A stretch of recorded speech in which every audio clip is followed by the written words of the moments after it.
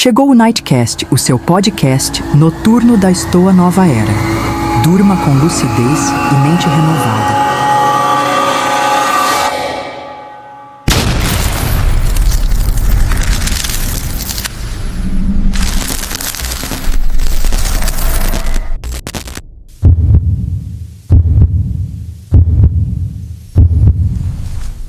Olá, bom dia, boa tarde, boa noite a todos quando e onde estiverem nos ouvindo. Hoje a gente vai fazer uma análise aprofundada de algo que nos afeta a cada instante, o tempo. Como a gente percebe essa coisa que escorre pelos dedos, como vivemos dentro dele. Vamos investigar isso por dois caminhos bem diferentes, mas que, olha, talvez se encontrem no final. Uma visão estoica moderna, lá da série Stoa Nova Era. Ah, conheço. Bem interessante essa abordagem deles. Pois é, focada em como a gente pode talvez resgatar nosso presente, e do outro lado, uma exploração filosófica clássica, direto das Confissões de Santo Agostinho. Aí já é outra profundidade, né? Sobre a natureza misteriosa do próprio tempo e da eternidade. Então temos aqui reflexões do material Defesa Estoica do Presente, que é parte dessa série Stoa Nova Era. Aliás, para quem curte o tema, vale seguir eles no Spotify, viu? Aplicam o estoicismo num jeito bem atual. É uma ótima dica mesmo. E, como eu disse, temos trechos da obra monumental de Agostinho, onde ele, se debate com os paradoxos do tempo. Nossa missão aqui é desempacotar essas ideias.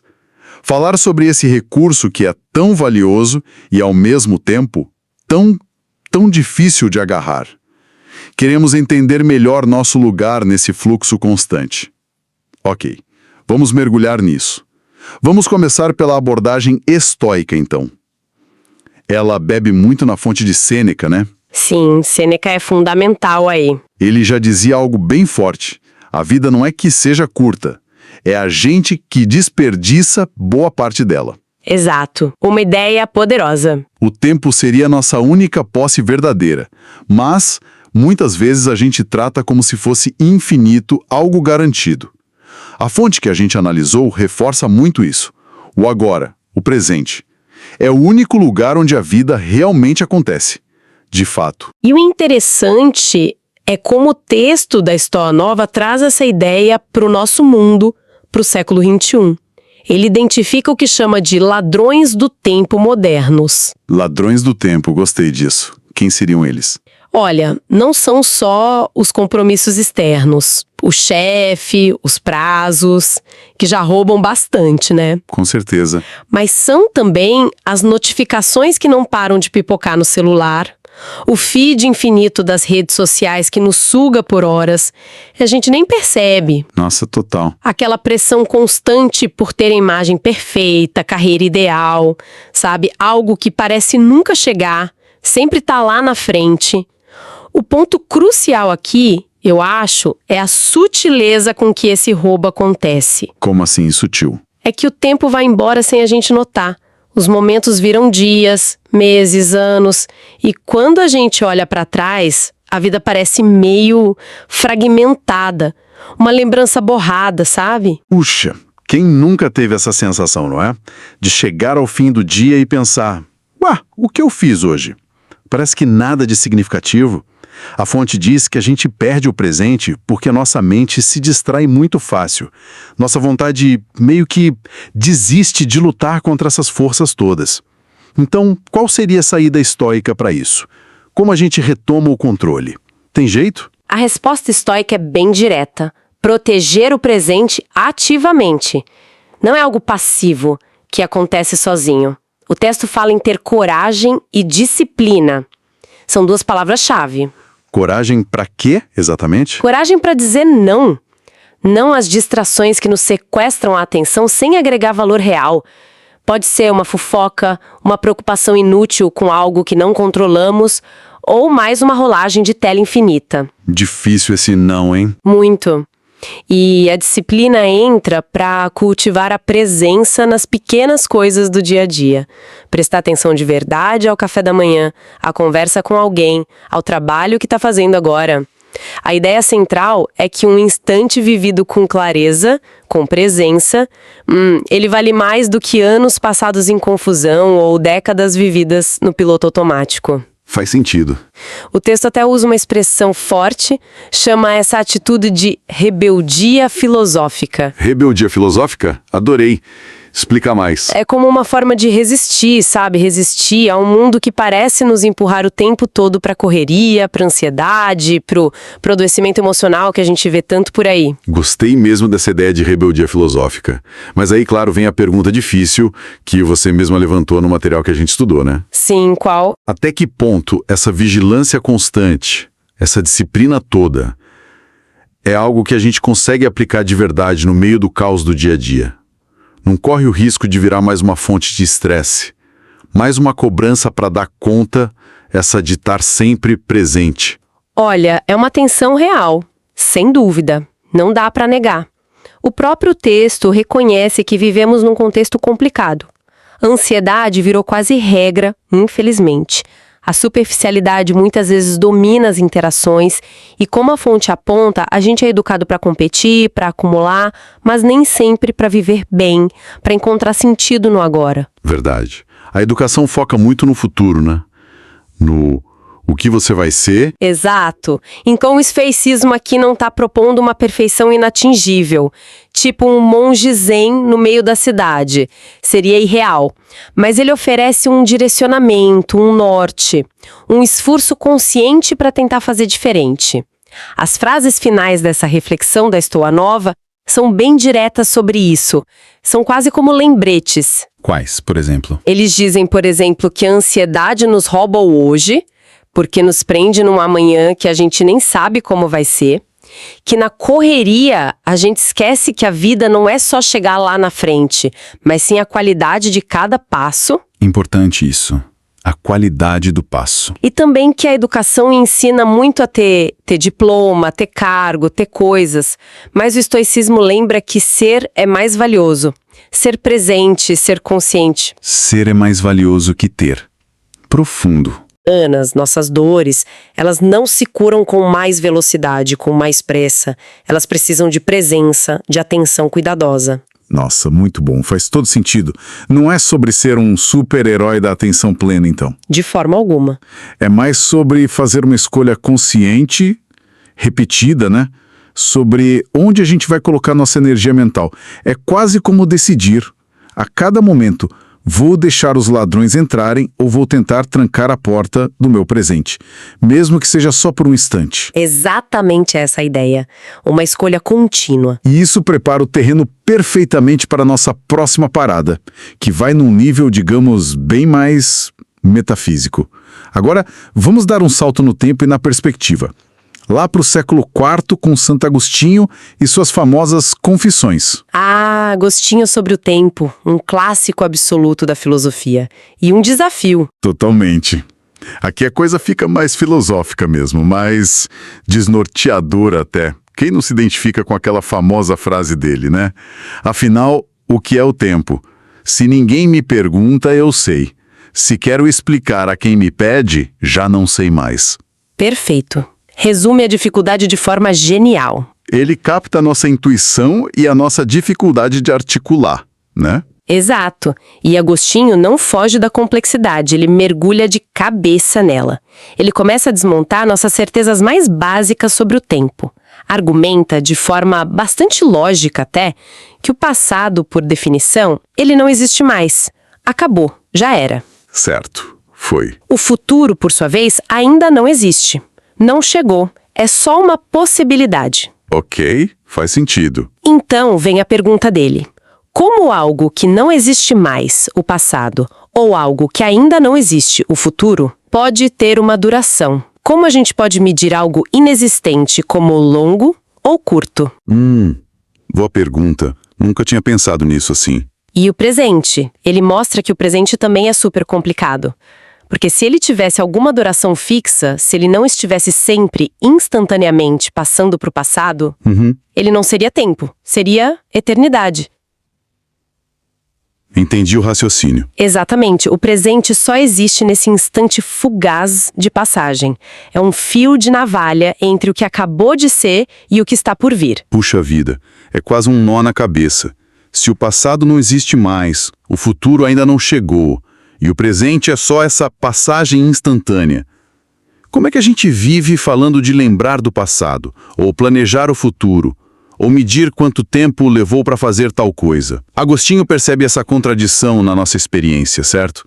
Ele reconhece que, apesar dessa inexistência lógica que ele aponta, nós fazemos essas coisas o tempo todo. Sim, ele reconhece. Ele não está negando nossa experiência. Ele está tentando entendê-la na sua raiz. E como ele resolve isso, então? Onde, afinal, o tempo existe para Agostinho, se não é no passado, nem no futuro, nem propriamente no presente físico? A solução que ele propõe é genial e desloca completamente a questão do mundo físico para o mundo interior. Ele conclui que o passado e o futuro não existem lá fora no mundo objetivo, como uma cadeira ou uma mesa. Eles existem dentro da nossa mente, ou da nossa alma, como ele diria na época. Dentro da mente? Interessante. Como assim? Ele propõe que existem, na verdade, 3 tempos, ou melhor, 3 dimensões, que estão presentes na alma simultaneamente. O presente das coisas passadas, que é a nossa memória. Ah, a memória como um presente do passado. Ok. O presente das coisas presentes, que é a nossa percepção direta, a atenção ao que está acontecendo agora mesmo, ou antecipação do que virá. Expectativa como um presente do futuro. Entendi. Então, quando eu lembro de algo, não é o evento passado que volta a existir magicamente. Não. Mas é a imagem ou a impressão daquele evento que está presente na minha mente agora, no momento da lembrança. É isso? Precisamente. A memória é um ato presente sobre algo passado. E quando eu espero algo, tipo minhas férias, não é o futuro que já está aqui de alguma forma. Não, ainda não. Mas é a antecipação dele, a imagem mental, a expectativa que está presente na minha mente agora. Exatamente essa é a ideia de Agostinho. Passado e futuro só têm existência como construtos mentais presentes. Fascinante. E a medição do tempo? Como medir algo que só existe na mente? Também acontece na mente. É aí que entra a parte mais sutil. Agostinho diz que não medimos o evento em si, que já passou ou ainda não veio. Nós medimos a impressão que ele deixou na alma enquanto passava, ou a impressão da expectativa que temos dele. A impressão. Ele chama isso de distentio animae. É uma expressão latina chave aqui. Distentio animae. O que significa isso? Pode ser traduzido como uma extensão ou distensão da alma, ou da mente, da consciência.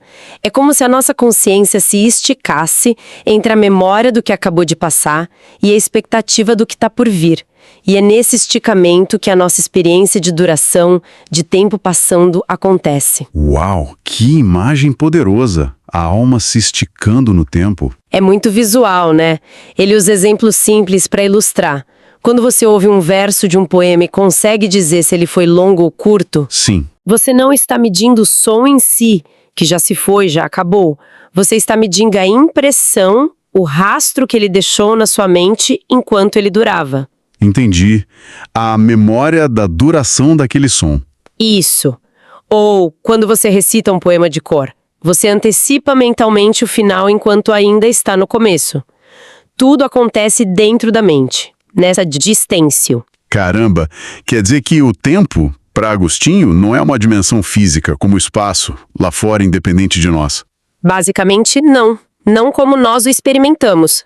A experiência do tempo é uma realidade psicológica, uma função da consciência. Bem diferente do nosso relógio de pulso ou do calendário. É uma virada de chave completa no pensamento. E ele também diferencia muito essa nossa experiência humana do tempo, essa alma esticada, da forma como Deus existe, não é? Sim, essa é uma parte fundamental do argumento dele, especialmente nas Confissões, que é uma obra teológica também. Ele contrasta radicalmente a nossa experiência de tempo, essa sucessão de momentos, essa alma distendida entre passado e futuro, com a eternidade de Deus. E como seria essa eternidade divina? Para Agostinho, Deus não vive numa linha do tempo como nós. A eternidade divina é um hoje perpétuo. É uma presença completa, total e simultânea, onde tudo coexiste.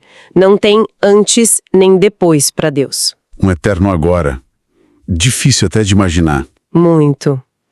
Deus não está sujeito ao tempo. Ele é o criador do próprio tempo, junto com o universo. O tempo é uma criatura, digamos assim. E isso responde àquela pergunta clássica, né? O que Deus fazia antes de criar o mundo? Exatamente. Para Agostinho, essa pergunta não faz sentido, porque não existia antes do tempo ser criado. Não havia tempo antes do tempo. Claro, o antes já pressupõe o tempo. Isso, Deus precede o tempo não em termos de duração temporal, mas em termos ontológicos, em termos de ser. Sua eternidade está fora e acima da sucessão temporal.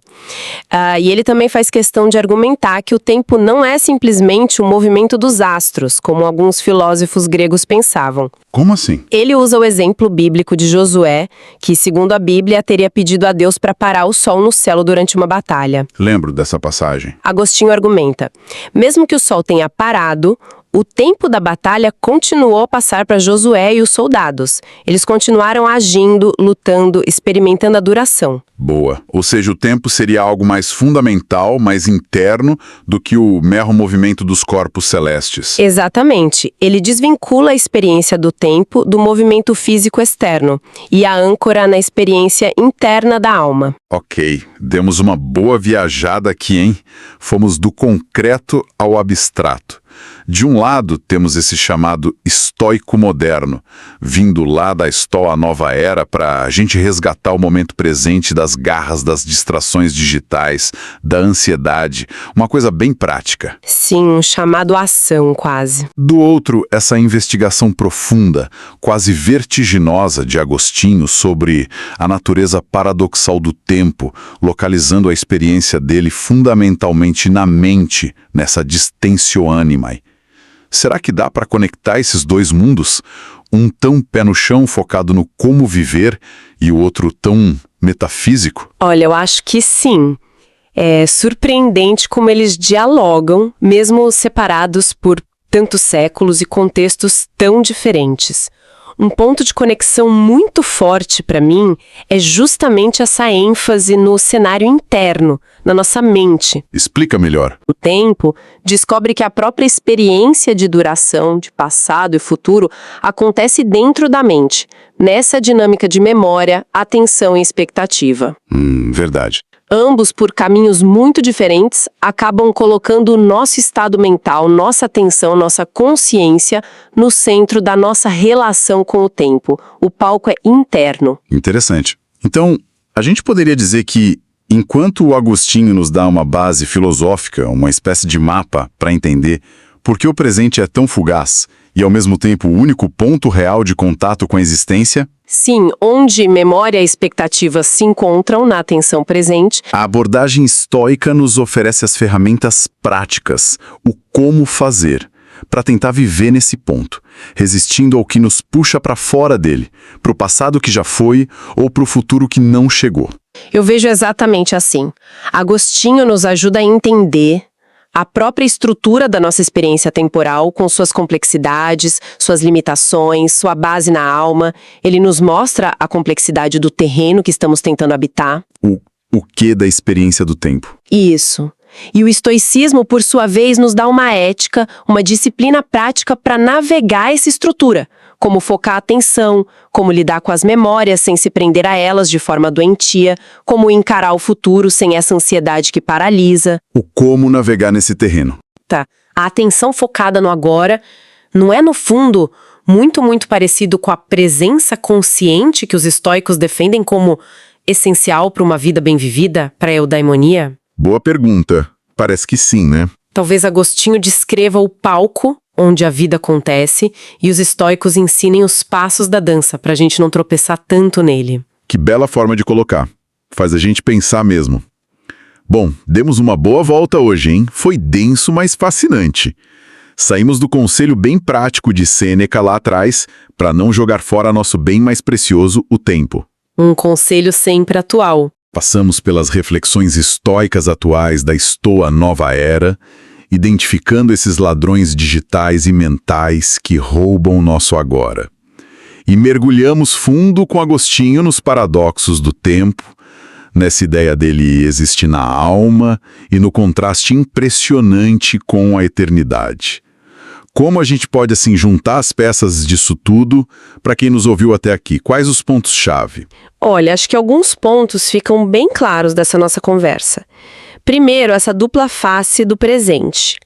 Ele é imensamente valioso, é o único tempo que realmente temos para agir, para ser. Certo. Mas, ao mesmo tempo, ele é incrivelmente escorregadio, quase intangível, difícil de segurar. Essa é a tensão básica. Verdade. Valioso e fugaz. Segundo, o papel absolutamente central da nossa própria mente nesse jogo. Nossa atenção, nossa memória, nossas expectativas. Elas são o palco onde o tempo acontece para nós. E são essas mesmas faculdades mentais que podem nos fazer perder o presente ou vivê-lo com mais intensidade, com mais consciência. A chave está dentro. O poder e a responsabilidade da mente na gestão do tempo. Exatamente. E terceiro, foi interessante ver como tanto a filosofia prática, o estoicismo focado na ação, quanto a reflexão mais teológico-filosófica de Agostinho se debruçam sobre essa questão fundamental da existência humana. Cada um oferece diagnósticos e possíveis caminhos, mas o insight de que o tempo, como nós o sentimos, é uma construção interna, ligada à nossa percepção. Isso é muito poderoso e ecoa em ambas as fontes, cada uma à sua maneira. Concordo plenamente. É um insight que muda a forma como a gente encara o relógio, o calendário, a própria vida. E para deixar uma semente de reflexão final para quem nos acompanha, pensando nessas duas fontes riquíssimas que exploramos, se Agostinho nos diz que nossa experiência do tempo é essa distensão ânime, essa alma esticada entre o que já foi e o que ainda será, e os estoicos nos chamam a ancorar nossa atenção firmemente no presente das coisas presentes, nesse agora. Será que a prática deliberada dessa presença estoica, desse foco no agora, não seria uma forma de conscientemente recolher um pouco essa distensão da alma? Recolher a distensão. Interessante. Talvez não para parar o tempo, que a gente sabe que é impossível na nossa experiência. Claro. Mas para tornar nossa vivência dele menos fragmentada, menos ansiosa, talvez mais íntegra, mesmo sabendo que ele continua a fluir incessantemente. Uma ótima pergunta para a gente levar daqui. Como a prática da presença pode afetar a qualidade da nossa distensio anima? Fica a reflexão. Fica a reflexão, então. Muito obrigado pela atenção de todos que nos acompanharam. Explorar essas ideias sobre tempo, presença e como viver melhor é, sem dúvida, essencial nos dias de hoje. E se quiserem continuar essa exploração, fica o convite. Sigam os canais e páginas da Estoa Nova Era. Os links para o WhatsApp deles, para a apostila gratuita, para a página do Instagram, tá tudo na descrição deste material aqui. Sim, eles têm muito conteúdo bom e acessível, os e-books são todos gratuitos, vale a pena conferir para quem se interessou. Isso mesmo. Juntos, vamos continuar filosofando para dias melhores. Até a próxima.